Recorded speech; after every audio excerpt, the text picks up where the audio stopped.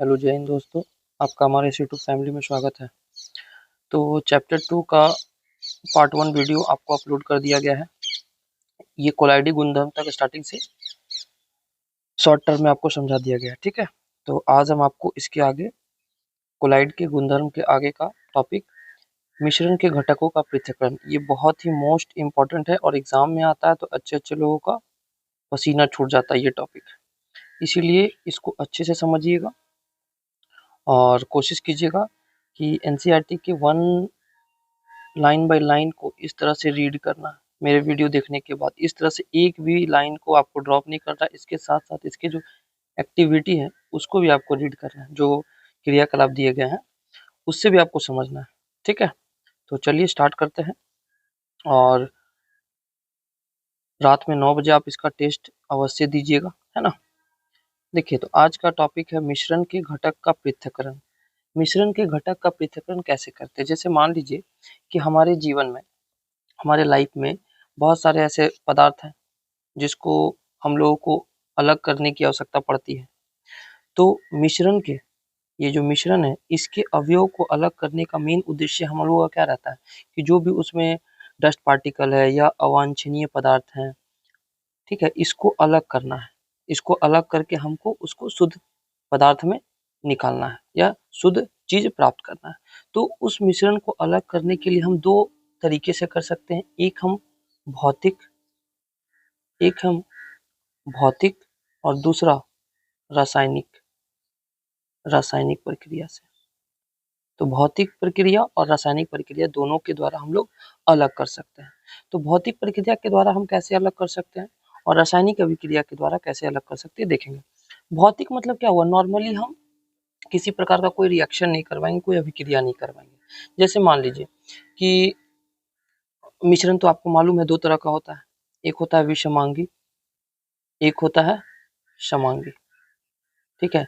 तो जो मिश्रण है विषमांगी, इसके अवयव को अलग करने के लिए हम लोग ये फिजिकल प्रोसेस, भौतिक प्रक्रिया के द्वारा अलग कर सकते हैं। जैसे आप अपने घर में देखते होंगे कि मम्मी जब चावल सूप से ऐसे फटकती है, चावल सूप से फटकती है तो उसमें जो डस्ट पार्टिकल है वो बाहर निकल जाता है और जो आपका शुद्ध पदार्थ मतलब चावल जो है वो उसी में रह जाता है। तो हाथ से भी चून, कभी कभी देखिएगा मम्मी हाथ से भी चुन चुन कर निकालती है कंकड़ पत्थर, दाल चुनती है, चावल चुनती है ना। या फिर कभी देखिएगा आटा, आटा को क्या करती है, एक महीन छिद्र वाला चलनी आता है इस तरह से। तो आटा में कभी कभी कुछ लगता है कि कुछ डस्ट पार्टिकल या कुछ भी है, तो उसको चलनी से चाल कर आटा को अलग कर देती है, करती है। जैसे घर में ही आप मान लीजिए चाय बनाए, तो चाय बनाए तो उसमें क्या करती हैं कि जो चाय छन्नी है उससे हम लोग चाय पत्ती को अलग करते हैं, चाय नीचे अलग हो जाता है। तो ये सब भौतिक प्रक्रिया है। आई बात समझ में? मान लीजिए कि यहाँ पे बहुत सारा बालू है और यहाँ छोटे छोटे चुंबक है, तो अब इसको अलग कैसे करना है, तो बड़ा सा मैग्नेट ले आइए, वहां पर लटकाइए, चुंबक सब अलग हो जाएगा, बालू अलग हो जाएगा। तो ये सब फिजिकल प्रोसेस है। आई बात समझ में? जिसको हम लोग भौतिक प्रक्रिया के द्वारा अलग कर सकते हैं। एक टर्म आपको एग्जाम में दे सकता है, निथारना, पढ़िएगा, एनसीईआरटी में भी है निथारना। निथारना का मतलब क्या होता है जानते हैं? गंदे पानी को साफ करने की क्रिया है। सीधा बैठी समझ जाइए इसको कि निथारना क्या है, गंदे पानी को साफ करने की क्रिया है, ठीक है। जैसे मान लीजिए कि आप जल और मिट्टी घोल दिए, तो जल और मिट्टी घोलने से क्या हुआ कि मिट्टी नीचे बैठ गया, मलबा है नीचे बैठ गया, तो हम ऊपर से पानी निकाल लिए और मिट्टी को छोड़ दिए। तो यही प्रोसेस कहलाता है निथारना। आई बात समझ में? कभी भी कंफ्यूज नहीं करना है। तो अघुलनशील पदार्थ को छानने की क्रिया से या फिर निथारने की क्रिया से अलग कर सकते हैं। तो ये हुआ विषमांगी को हम लोग भौतिक प्रक्रिया से अलग कर सकते हैं। लेकिन समांगी को भौतिक से कर सकते हैं तो नहीं, तो इसको अलग करने के लिए रासायनिक प्रक्रिया का उपयोग करते हैं या विशेष तकनीक का प्रयोग करते हैं। जरूरी नहीं है रासायनिक प्रक्रिया, हम किसी टेक्निक का भी यूज करके हम इसको अलग कर सकते हैं। तो समझ में आया भौतिक प्रक्रिया क्या क्या होगा आपका? तो उससे समझ जाइएगा, निथारना या फिर छानना या फिर चुंबकीय पृथक्करण, है ना। तो अगला आपका है, इसको पढ़ लीजिएगा, इस लाइन को पूरा सारा दिया गया जो हमने अभी आपको वर्बली बताया है, ठीक है। मिश्रण वाले घटक डाई को नीले अथवा काली स्याही से पृथक कैसे करते हैं? तो देखिए इसमें आपको डायग्राम दिया गया होगा, हाँ। तो इसे हम लोग कैसे अलग करते हैं, यहाँ पे देखिए एक्टिविटी दिया है। आधा बीकर जल ले ले, आधा बीकर में जल ले ले, बीकर के मुख पर वाच ग्लास रखें, कुछ बूंद स्याही वाच ग्लास पर डालें, अब बीकर को गर्म करना शुरू करें। हम स्याही को प्रत्यक्ष रूप से गर्म नहीं करना चाहते हैं। आप देखेंगे कि वाच ग्लास से वाष्पीकरण हो रहा है, वाष्पीकरण होने तक गर्म जारी रखें और जब तक वाच ग्लास पर कोई परिवर्तन नहीं दिखता तब हम उसे गर्म करना बंद कर देते हैं। और इसको ध्यान से देखिए क्या मिलता है। तो यहाँ पर ये क्या बोला कि जैसे ही हम इसमें जल लिए और यहाँ देख रहे हैं ये इसके ऊपर में स्याही ये डाला है, ये स्याही डाल दिया वाच ग्लास के ऊपर में और नीचे से आपको फ्लेम के थ्रू ये हीट दे रहा है। तो स्याही में उपस्थित जो जल है, ये जो स्याही में उपस्थित जो जल है वो धीरे धीरे क्या हो रहा है, वाष्पित होते जा रहा है। क्या हो रहा है, वाष्पित होते जा रहा है। मतलब इसको हम लोग क्या बोले कि तब तक इसको गर्म करना नहीं बंद करेंगे जब जल वाष्पित होने लगेगा।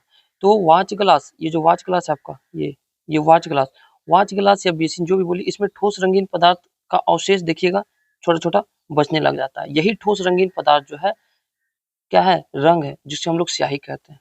जिसे हम लोग क्या कहते हैं, स्याही कहते हैं। तो स्याही भी एक प्रकार का शुद्ध पदार्थ नहीं है, शुद्ध पदार्थ नहीं, ये क्या है, स्याही जल और रंग का मिश्रण है, जल और रंग का मिश्रण है। तो इसको डाई को कैसे अलग करेंगे हम लोग, वाष्पीकरण प्रोसेस के द्वारा।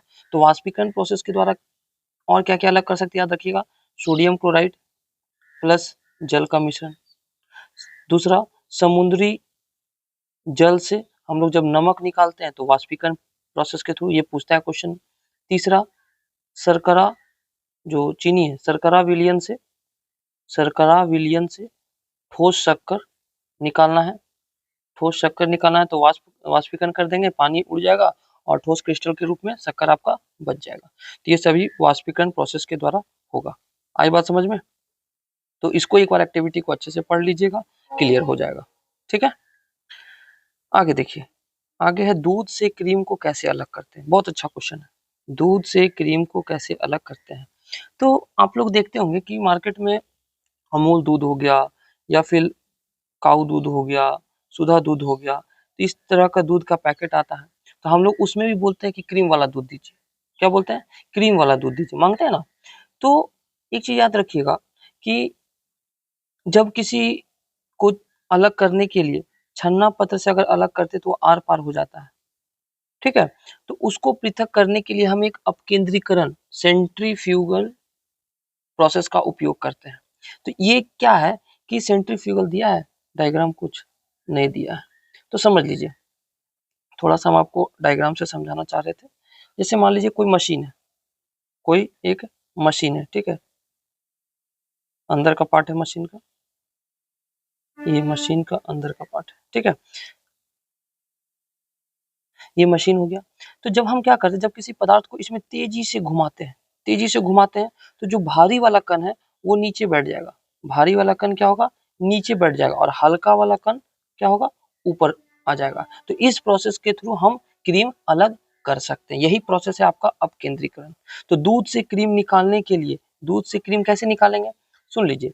दूध क्या है, दूध में हमारा एक वाटर भी है, क्रीम क्रीम जो है उसका सूक्ष्म कण भी है, वो एक निलंबन के रूप में रहता है। तो उसको अलग करने के लिए हम क्या करते हैं, दूध को मान लीजिए एक बर्तन में ले लिए और अब केंद्रीय मशीन में इसको रखें और मशीन को इसको चला दिए, इस मशीन को चला दिए। तो जब जिससे क्या हुआ, दूध बर्तन में बहुत तेजी से घूमने लगा और घूमते घूमते घूमते जो दूध के क्रीम है वो निलंबन कण, वो अब केंद्रीय बल कार्य करते हैं, बाहर की ओर बल कार्य करते हैं। तो क्या होगा कि बर्तन की तली में वो क्रीम जाने की, मतलब दूध जो क्रीम है वो क्रीम क्या है, हल्का है, तो वो ऊपर चला आएगा और जो दूध है वो नीचे चला जाएगा। तो क्रीम को हम ऊपर से छाट कर अलग कर लेते हैं। आई बात में, क्योंकि क्रीम जो है हल्का होने के कारण वो ऊपर तैरने लगता है दूध से। ठीक है, तो हम लोग इस तरह से क्रीम को अलग कर सकते हैं, यही अपकेंद्रीय मशीन के क्रिया के द्वारा होता है। तो आपसे पूछेगा कि अपकेंद्रीय प्रोसेस के द्वारा और क्या क्या कर सकते हैं। तो दूध से क्रीम तो जान लिए, कपड़ा धोने की मशीन में गीले कपड़े को जल से निचोड़ते हैं, पढ़े होंगे फिजिक्स में भी। इसके बाद हम लोग, हाँ, दही से मक्खन निकालना पूछेगा, दही से मक्खन निकालना किस प्रोसेस के द्वारा होगा, दही से मक्खन अपकेंद्रीकरण विधि के द्वारा होगा। मतलब एक चीज याद रखिएगा, जिसका डेंसिटी कम होगा वो ऊपर आ जाएगा, मतलब जो हल्का है वो ऊपर आएगा, जो भारी है वो नीचे आएगा। तो इस प्रोसेस के थ्रू हम लोग अलग कर सकते हैं दूध से क्रीम को। ठीक है, यहाँ तक कोई दिक्कत? मेरे बताने के बाद रीड जरूर कीजिएगा, क्योंकि जब तक रीड नहीं कीजिएगा आपको दिक्कत होगा ही। अब देखिए, यहाँ से दरोगा में भी क्वेश्चन पूछा गया है। दो अघुलनशील, या ध्यान दीजिएगा, अघुलनशील द्रव के मिश्रण को अलग करना, या अघुलनशील न देकर एग्जाम में दिया था मालूम है क्या, अमिश्रणीय। दो अमिश्रणीय शील द्रव को अलग करने के लिए किस प्रोसेस का उपयोग करते हैं? बहुत लोग प्रभाजी आसवन, कुछ कुछ आपको देखिएगा पीवाईक्यू किताब में भी दिया होगा, लेकिन गलत है। समझिए ध्यान से, अघुलनशील जो घुलता ही नहीं है, तो घुलेगा नहीं तो उसको कैसे अलग करेंगे? जब घुलेगा नहीं तो ये देखिए आपको दिख रहा है पृथकारी की, तो इसमें पानी ले लिया, इतना से इतना दूर आपका पानी है, इतना से इतना दूर आपका क्या है, पानी है, और ऊपर टेल डाले तो टेल इतना दूर में आ गया। यहाँ पर आप देखिए स्टॉप कॉर्क लगा दिया, और नीचे मान लीजिए यहाँ हम अलग करने के लिए रख लिए। ये हमारा क्या है, पृथकारी कीप है। तो जैसे ये नॉब को हम खोले, ये नॉब को खोले तो जो पानी था इसका लेवल यहाँ तक आ जाएगा, फिर हम नॉब को बंद कर देंगे, पानी निकल गया, तेल यहाँ पे जमा हो जाएगा अंतिम सिरा में। तो दो अघुलनशील द्रव के मिश्रण को अलग करने के लिए हम लोग पृथकारी कीप का उपयोग करते हैं, याद रखिएगा। कोई प्रभाजी आसवन नहीं होगा, हम समझाएंगे प्रभाजी आसवन और आसवन से कैसे अलग होता है। तो पृथकारी कीप के द्वारा कैसे अलग करते हैं, दो अघुलनशील द्रव को या दो अमिश्रणीयशील द्रव को, ठीक है। तो इसमें आपका आ जाएगा ईथर और जल भी, याद रखिएगा, ईथर और जल, घुलता नहीं है, ईथर ऊपर चला जाता है। पारा, जल, बेंजीन के मिश्रण को अलग करते हैं पृथकारी कीप के द्वारा, ठीक है। तेल और जल तो देख ही लिए।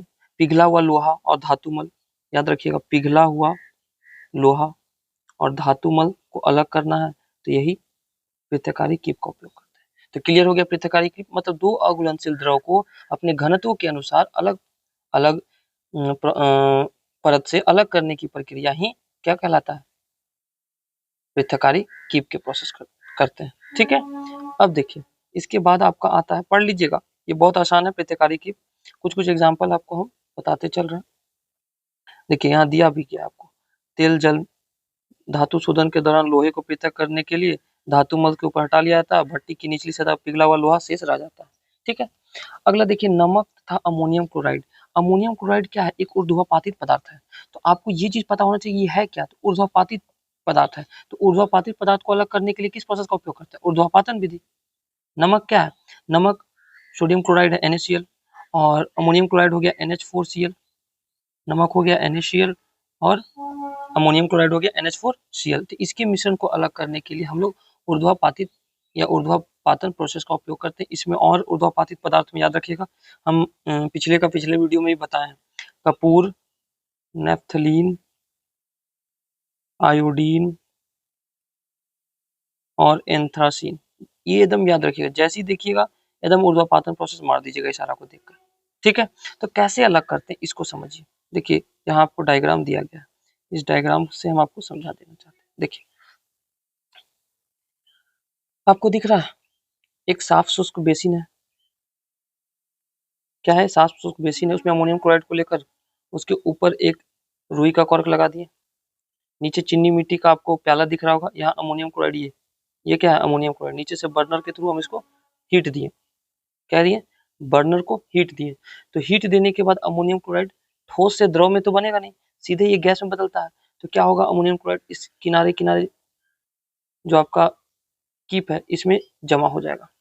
अमोनियम क्लोराइड ऊर्ध्वापातित पदार्थ है, तो ये कीप का अंदर भीतरी सतह पर जम जाएगा। क्यों, जब इसको मतलब हीट तो यहाँ दे रहे नॉर्मल हीट, तो यहाँ पर ये ठंडा होकर यहाँ पर ये जम जाएगा, और उसको हम लोग फिर बाद में खरोच कर निकाल लेते हैं। तो यही प्रोसेस है आपका अमोनियम क्लोराइड को नमक से अलग करने का प्रोसेस। आई बात समझ में, इसमें आपको आयोडीन, कपूर, नेफ्थलीन, एंथ्रासाइनिन ये सारा आ जाएगा, ठीक है, पढ़ लीजिएगा। आगे देखिए, क्या काली स्याही डाई एक ही रंग है, तो ये समझिएगा, क्या काली स्याही डाई एक ही रंग है, तो समझ लीजिएगा काली स्याही जो है उसमें हमारा डाई है, डाई को हम लोग कहते हैं वर्ण लेखन, सॉरी, डाई को हम लोग वर्ण लेखन प्रोसेस के द्वारा अलग करते हैं। किस प्रोसेस के द्वारा, वर्ण लेखन। और ये जो है ना आपका क्रोमेटोग्राफी जो बोलते हैं, इंग्लिश में टर्म भी याद रखिएगा, ये क्रोमा शब्द से आया है। कहाँ से आया है, क्रोमा का मतलब ही होता है रंग, ठीक है। तो इसमें दो अलग अलग रंग का एक ही विलयन में इसकी घुलनशीलता, इसकी सॉल्युबिलिटी अलग अलग होती है। जैसे इसमें आपको एक्टिविटी में देखिए दिखाया होगा, हाँ कैसे अलग किया। यहाँ पर आपको एक कागज का पतला पट्टी ले लिया, ऐसा पट्टी जो छन्ना पत्र का टाइप का पट्टी है, ठीक है। इसमें बीच में काली स्याही का निशान लगा दिया और इसको जल से भरे हथी में डाल दिया। एक देखिए कांच का छड़ या आप कुछ भी स्टेपलर लेकर या कुछ भी लेकर आप इसको टांग सकते हैं। और जैसे ही इसमें जल का सतह इस काली स्याही पे टकराया, तो जिस जिस रंग का, इसमें ध्यान से समझिएगा, जैसे इसमें क्या हुआ कि इसको जैसे ही पानी में हम डाई स्याही का जो बूंद है उसको लटकाएं, तो पानी ऊपर किसी की क्रिया के द्वारा ऊपर गया। तो जैसे इसे ऊपर गया तो क्या हुआ, ये डाई का जो रंग है वो अपने साथ रंग को भी ऊपर ले जाएगा। तो जो रंग अधिक घुलनशील है वो पहले ऊपर चला जाएगा, जो कम है, जैसे मान लीजिए ये मेरा पन्ना है, तो जो रंग मान लीजिए कि ब्लू रंग बहुत ज्यादा घुलनशील है, तो ब्लू रंग यहाँ पर आ गया, ठीक है। मान लीजिए पीला रंग उससे कम है, तो पीला रंग उसके नीचे आ गया, उसका सॉल्युबिलिटी कम है। मान लीजिए आपका बैगनी रंग उसका उससे कम है, तो वो नीचे आ गया। मान लीजिए एक और कोई कलर ले लिए, इस तरह का कोई कलर, वो सबसे मतलब जो सबसे नीचे इसका घुलनशीलता सबसे कम है। तो इस तरह से आप पता लगा लिए कि डाई कलर में आपका विभिन्न रंग होता है। एक काला छोटा सा स्याही का निशान लगाए, उसी उसके अंदर कितने सारे कलर हो सकते हैं। तो इस प्रोसेस के थ्रू आप अलग कर सकते हैं, ठीक है। मतलब जो ज्यादा घुलनशील है वो कलर ऊपर आ जाएगा, उससे कम घुलनशील उससे नीचे, उससे कम घुलनशील उससे नीचे, और जो सबसे कम घुलनशील है वो नीचे आ जाएगा। तो आपको मालूम चल जाएगा ये डाई में कितने कलर होते हैं, जिसको अलग कर सकते हैं। तो वर्ण लेखन क्रोमेटोग्राफी के द्वारा अलग करने के लिए आपको 3 एग्जाम्पल पूछता है। एक तो आपको बता दिए डाई में उपस्थित रंग, सॉरी, और रक्त से नशीले पदार्थ, जो ड्रग्स लेते हैं ना, उसमें रक्त से नशीले पदार्थ को अलग करने के लिए पुष्प की पंखुड़ी, जो पुष्प है उसका पंखुड़ियों को निचोड़ कर बहुत सारा रंग भी उससे भी प्राप्त किया जाता है, ठीक है। प्राकृतिक रंग जो पिगमेंट होता है, हेयर डाई, कपड़ा करने वाला कलर जो है, उसमें भी बहुत सारे रंग होते हैं। तो ये सभी को हम लोग क्रोमेटोग्राफी वर्ण लेखन के द्वारा अलग करते हैं। क्लियर? तो एक बार जरूर रीड कीजिएगा, हम आपको इजी वे में समझाने का कोशिश की। अब देखिए आ गया आपका मेन, दो घुलनशील द्रव के मिश्रण को अलग कैसे करेंगे। बहुत ही अच्छा है, दो घुलनशील द्रव के मिश्रण को कैसे अलग करेंगे। तो दो घुलनशील मतलब वो दोनों लिक्विड के आपस में घुल गया। मान लीजिए इसमें दो लिक्विड हम दे दिए, एक दिख रहा है, एक पानी है, एक लाल कलर का है, तो दोनों आपस में घुला हुआ है। तो इसके घुलनशील को अलग कैसे करेंगे। तो इसके घुलनशील को अलग करने के लिए दो प्रोसेस है, एक होता है आसवन विधि, और दूसरा होता है प्रभाजी आसवन। क्या होता है? प्रभाजी आसवन, ठीक है। तो आसवन विधि समझ लीजिए क्या होता है, जब हम किसी द्रव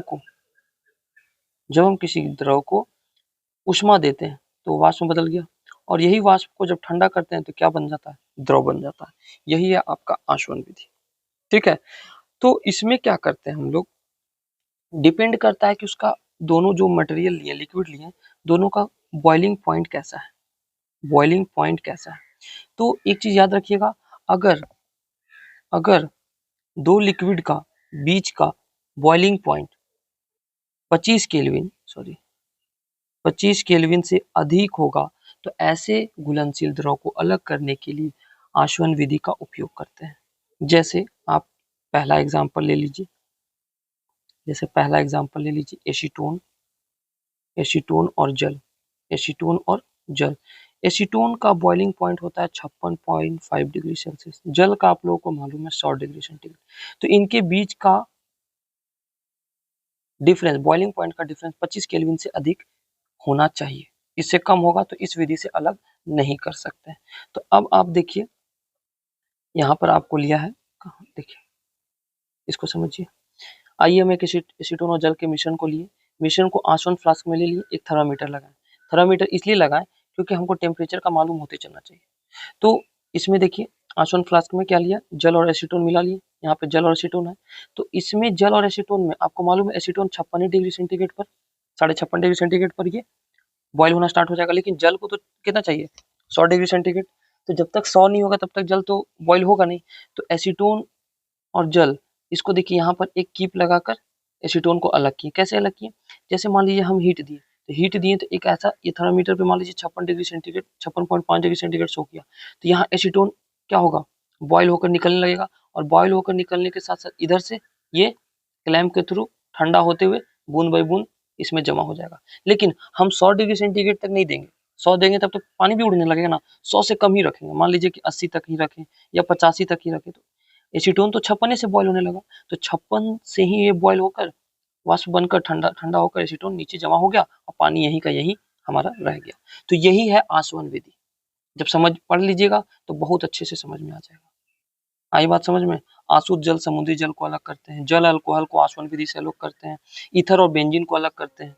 तो ये सब याद रखिएगा, ठीक है बात को। ईथर और बेंजीन, आसुत जल और समुद्री जल, जल और अल्कोहल कैसे अलग की, क्लियर हुआ? ये थर्मामीटर इसलिए लगाना जरूरी है क्योंकि हम 56 डिग्री सेंटीग्रेड से 80 तक ही ले जाएंगे। इतना तक में तो एसीटोन सब बॉयल होकर इधर ठंडा होकर नीचे जमा हो जाएगा। पानी को बॉयल होने देंगे नहीं, क्योंकि पानी का बॉइलिंग पॉइंट 100 डिग्री है। तो 100 डिग्री तक थर्मामीटर लगाने का यही उद्देश्य है कि पानी को 100 डिग्री सेंटीग्रेड तक जाने ही नहीं देंगे, जिसके कारण मेरा पानी यहाँ पर नीचे ही जमा रह जाएगा और एसीटोन ऊपर वाष्प बनकर निकल जाएगा। क्लियर हो गया ये बात? ठीक है, तो अब देखिए आगे सेम यही देखिए, आपको डायग्राम दिख रहा होगा प्रभा जी आसवन का, कुछ नहीं किया है इसमें भी सेम वही, बस यहाँ पर क्या ले लिया है, कुछ कॉलम लेकर मान लीजिए यहाँ पर ये छोटा छोटा छोटा पत्थर ले लिया, हार्ड पार्टिकल ले लिया, कुछ नहीं। इसमें भी सेम प्रोसेस। तो इसमें क्या होता है प्रभा जी आसवन में, याद रखिएगा, दो घुलनशील द्रव के बीच का बॉइलिंग पॉइंट 25 केल्विन से कम होना चाहिए। समझ में आया बात? मतलब दो घुलनशील पदार्थों के बीच का क्वथनांक के बीच का अंतर 25 केल्विन से कम, वहां 25 केल्विन से अधिक था, 25 केल्विन से क्या था, अधिक था। तो यहाँ पर हम मान लीजिए ले लिए कौन सा, एल्कोहल, एल्कोहल ले लेते हैं, एल्कोहल ले लिए, और इसके साथ साथ जल ले लिए। अच्छा एल्कोहल जल वहां बता दिए थे, नहीं इसका टेम्परेचर कम होता है ना, एल्कोहल का 78 डिग्री सेंटीग्रेड होता है और जल का 100, तो देखिए 25 से कम है ना। तो इसको अलग करने के लिए हम लोग प्रभाजी आसवन का उपयोग करेंगे। तो देखिएगा ध्यान से कैसे करेंगे। जैसे मान लीजिए कि अभी इसका इसमें अल्कोहल और जल घुला हुआ है, तो हम नीचे से हीट दिए, थर्मामीटर लगा हुआ है, सेम वही प्रोसेस है, बस यहाँ पर आप देखिएगा प्रभाजी कॉलम लगा दिए और छोटे छोटे छोटे हार्ड पार्टिकल रख दिए। तो यहाँ पर जैसे ही 78 डिग्री सेंटीग्रेड पहुंचेगा थर्मामीटर का टेम्परेचर, जैसे ही हम हीट दिए 78 पहुंचा, तो यहाँ पे अल्कोहल क्या होगा, बॉयल होना स्टार्ट हो जाएगा, और इतना तेजी इतना एनर्जी से के साथ बॉयल होगा क्योंकि इसका तो बॉइलिंग पॉइंट पहुंच गया है। तो ये बॉयल होते होते होते यहाँ से निकल एकदम तेजी से निकलेगा और फिर इसी थ्रू होते हुए यहाँ पर आपको अल्कोहल आकर जमा हो जाएगा। लेकिन पानी को बॉयल होने के लिए 100 डिग्री सेंटीग्रेड चाहिए, तो मान लीजिए कि 80 के आसपास भी पहुंचा तो हल्का तो वाष्प बनेगा, तो ये निकलने की कोशिश करेगा, पर यहाँ पर हार्ड पार्टिकल देने का मकसद ये कि पानी को ये निकलने नहीं देगा, फिर यहाँ पानी धीरे धीरे ठंडा होकर फिर नीचे आ जाएगा। तो पानी यहाँ वाष्प होने देगा नहीं, क्योंकि हम 78 से 80 तक ही रखेंगे, जिससे मेरा अल्कोहल वाष्पीकरण होकर नीचे इधर आकर जमा हो जाए। और पानी जो है इसको वाष्प होने के लिए 100 चाहिए, तो 100 डिग्री सेंटीग्रेड पे इसका एनर्जी आ जाएगा, जिससे कारण ये तेजी से वाष्प हो जाएगा, लेकिन 100 आने नहीं देंगे, जिससे कारण टेम्परेचर कम रखेंगे, और कम रखने के कारण यहाँ से पानी जो है निकलने की कोशिश करेगा, बट यहाँ हार्ड पार्टिकल देने के कारण ये हार्ड पार्टिकल इसको निकलने नहीं देगा, फिर यहाँ से पानी यही ठंडा होकर फिर नीचे बीकर में गिर जाएगा, तो पानी अलग हो जाएगा और हमारा अल्कोहल अलग हो जाएगा। यही है प्रभाजी आसवन से अलग करने का प्रोसेस। क्लियर है? पढ़िएगा, बहुत ईजी वे में समझ में आएगा। पेट्रोलियम के शोधन में होता है, एसीटोन अल्कोहल में होता है, ठीक है। तो अब देखिए, अब आगे है आपका वायु से गैसें को अलग कैसे करते हैं, ये पढ़ लीजिएगा, इसमें ज्यादा कुछ नहीं है कि वायु का अलग अलग क्वथनांक होता है, जिस कारण से जिसका क्वथनांक कम और ज्यादा होगा उस आधार पे उसको पहले रख दिया, उसको बाद में रख दिया, ठीक है। तो इसमें कुछ है नहीं 2.37 में, इसको देख लीजिएगा आप। इसके बाद हम चलते हैं आपका, हाँ, भौतिक और रासायनिक परिवर्तन। भौतिक और रासायनिक परिवर्तन क्या है, ये बहुत इंपॉर्टेंट है, इसको ध्यान से समझ लीजिए, एग्जाम में आपका पूछा हुआ क्वेश्चन है इससे। भौतिक और रासायनिक, भौतिक उस प्रोसेस को कहते हैं और रासायनिक उस प्रोसेस को कहते हैं कि भौतिक में आपका नया पदार्थ का निर्माण नहीं होता है, रासायनिक पदार्थ में रासायनिक परिवर्तन में आपका नया पदार्थ बनता है, और यह एक भौतिक जो है अस्थायी परिवर्तन है। अस्थायी मतलब इसको फिर से हम दोबारा उसी चीज में बदल सकते हैं, लेकिन ये अस्थायी है, एक बार बदल गया तो दोबारा उसी चीज में नहीं आएगा। इसको भौतिक को हम लोग उत्क्रमणीय प्रोसेस भी कहते हैं, उत्क्रमणीय, और रासायनिक को अनुत्क्रमणीय, अनुत्क्रमणीय। भौतिक में नया पदार्थ नहीं बनता है, रासायनिक में नया पदार्थ बनता है। तो इसमें आपको याद रख लेना है, जितना भी मैक्सिमम जलने वाला चीज, किसी चीज को जला दिए तो जलने के बाद फिर वो दोबारा प्राप्त कर सकते हैं, नहीं प्राप्त कर सकते हैं। तो इसीलिए याद रखिएगा, जैसे पेड़ का काटना, ठीक है, लोहे में जंग लगना, अलमारी में जंग लगना, लकड़ी कागज का जलना, भोजन का पचना। अब हम बोल दिए आपको जल का वाष्प बनना, तो जल से वाष्प बना, वाष्प से भी तो जल बना सकते हैं ठंडा करके, तो ये भौतिक प्रोसेस हो जाता है। ठीक है, तो भौतिक और रासायनिक आप देख लीजिएगा एग्जाम्पल। यहाँ देखिए आपको प्रश्न दिया गया, कौन भौतिक है कौन रासायनिक है, इसको कंप्लीट कर लीजिएगा, इससे आपका क्वेश्चन रहेगा।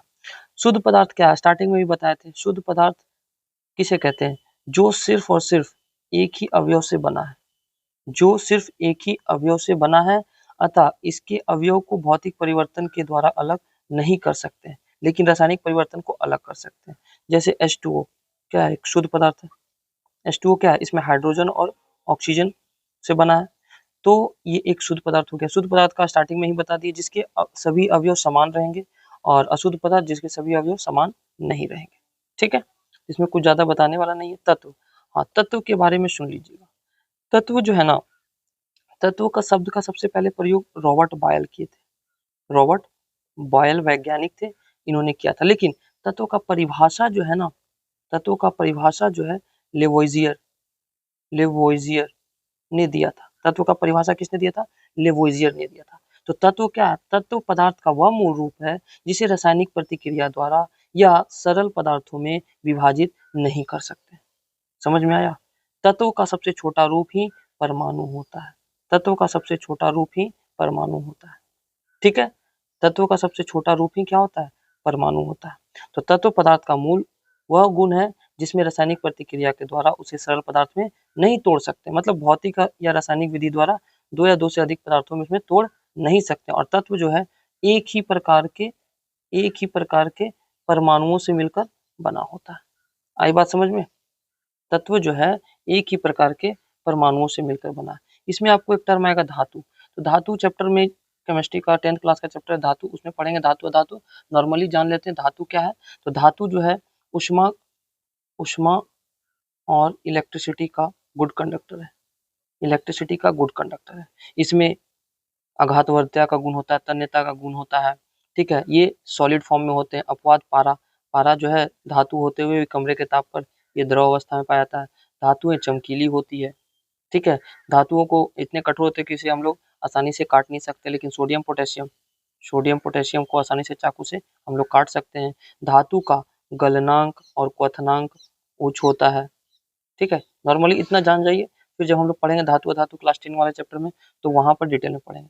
उसी तरह से आएगा आपका अधातु, तो अधातु भी कुछ नहीं है, ये विद्युत और ताप का क्या होते हैं, कुचालक होते हैं, कुचालक होते हैं। अपवाद में कार्बन का जो अपरूप है ग्रेफाइट, कार्बन का अपरूप जो है वो ग्रेफाइट, ये विद्युत का चालन करता है। अधातु चमकीली नहीं होती है, चमकीली नहीं होती है, धातु चमकीली होती है, अधातु चमकीली नहीं होती। अपवाद में आयोडीन, आयोडीन। अधातुएं मृदु होती है, मतलब सॉफ्ट होता है। अपवाद में हीरा, कार्बन का अपरूप है जो वो कठोर होता है। ठीक है, तो नॉर्मली, और इसका गलनांक क्वथनांक निम्न होगा अधातु का, अधातु का गलनांक और क्वथनांक क्या होगा, निम्न होगा। तो धातु अधातु में 4-5 मेन पॉइंट याद रखिएगा। धातु चमकदार होती है, अधातुएं चमकदार नहीं होती है। धातुएं आघातवर्ता तन्यता होती है, और अधातुएं आघातवर्ध्यता और तन्यता नहीं होती है। ठीक है, धातुओं का गलनांक क्वथनांक उच्च होता है, अधातुओं का गलनांक क्वथनांक निम्न होता है। धातुएं ठोस होती है, अपवाद में पारा। अधातु ठोस गैस होती हैं, अपवाद में ब्रोमीन द्रव में पाया जाता है। ठीक है, तो इतना सारा याद रखिएगा धातु अधातु से। इसके बाद देखिए यहाँ पे दिया, अभी तक कुल ज्ञात संख्या 100 में से अधिक है, मतलब टोटल 118 तत्व अभी तक ज्ञात है, जिसमें 92 प्राकृतिक में है, बाकी शेष मानव निर्मित है। ठीक है, गैलियम और सीजियम तत्व कमरे के तापमान पर, अधिक तापमान पर द्रव अवस्था में आता है, इसलिए गैलियम सीजियम को हथेली पर रखिएगा ना, तो ये पिघलना स्टार्ट कर लेता है हाथ से उष्मा लेकर। ठीक है, तो तत्व हम लोग देख लिए। अब हम लोग थोड़ा सा यौगिक के बारे में देख लेते हैं कि यौगिक क्या है। तो तत्व तो बता दिए, तत्व जो है आपका रासायनिक प्रतिक्रिया में सरल पदार्थों में विभाजित नहीं कर सकते, लेकिन यौगिक को हम लोग क्या कर सकते हैं, रासायनिक रूप से अलग रासायनिक अभिक्रिया के द्वारा अलग कर सकते हैं। और तत्वों का सूक्ष्म कण क्या बताए थे? परमाणु। तो यौगिक का सूक्ष्म कण होता है अणु। डिफरेंस याद रखिएगा, ठीक है। और तत्वों का अभी तक संख्या 118 है, लेकिन यौगिक का कोई संख्या नहीं है, अनंत है, लाखों में है, ठीक है, याद रखिएगा। और यौगिक क्या है कि दो या दो से अधिक विभिन्न तत्वों के, मतलब ये जैसे मान ली CO2, तो इसका तो फिक्स रेशियो है ना, कार्बन 1 और ऑक्सीजन 2 रहेगा। H2O बोले तो हाइड्रोजन 2 और ऑक्सीजन 1, तो ये यौगिक है। मतलब यौगिक एक पदार्थ है जो रासायनिक रूप से दो या दो से अधिक तत्वों के नियत अनुपात में संयोग से बनता है। क्या? नियत अनुपात में। जैसे अमोनिया बोले तो अमोनिया हमेशा NH3 ही होगा, नाइट्रोजन 1 हाइड्रोजन 3, ऐसा नहीं है कहीं अमोनिया NH4 लिख दीजिएगा। आई बात समझ में? ये नहीं, जिसका फिक्स फॉर्मूला है वो एक तरह समझिए वो यौगिक है, ठीक है, क्लियर हो गया। तो आपका होमवर्क रहेगा, जितने भी लोग टेलीग्राम ग्रुप में जुड़े हुए हैं, तत्व और यौगिक, तत्व यौगिक, धातु अधातु, मिश्रण यौगिक, मिश्रण यौगिक, शाम तक इसका डिफरेंस लिखकर 4-4 या 5-5 पॉइंट लिखकर ग्रुप में जरूर एडमिन लोग को दिखाइएगा आप लोग, ठीक है। इससे क्या होगा, लिखने से आपका कंफ्यूजन दूर हो जाएगा कि तत्व किसे कहते हैं, यौगिक किसे कहते हैं। धातु अधातु, 4-4-5 पॉइंट जो हम अभी बताएं आपको। मिश्रण और यौगिक, मिश्रण क्या है, यौगिक क्या है, क्लियर। तो आपका सेकंड चैप्टर भी हम शॉर्ट टर्म में कंप्लीट कर दिए। आप लोग जाकर इसको पूरे अच्छे से डिटेल में एक बार पढ़ लीजिएगा, बहुत अच्छे से क्लियर होगा। नहीं क्लियर होगा, रात में आप 9 बजे के बाद टेस्ट में हमसे मिलिएगा, हम VC में आकर आपका डाउट क्लियर कर देंगे, ठीक है। तो वीडियो पसंद आएगा तो लाइक जरूर कीजिए, शेयर कीजिए, बार बार बोल रहे शेयर कीजिए, मेंबर फैमिली को बड़ा कीजिए, ठीक है। तब हो सकता है आप लोग के लिए आगे भी कुछ हम सोचेंगे, ठीक है। चलिए तब मिलते हैं नेक्स्ट वीडियो में, तब तक के लिए जय हिंद, थैंक यू।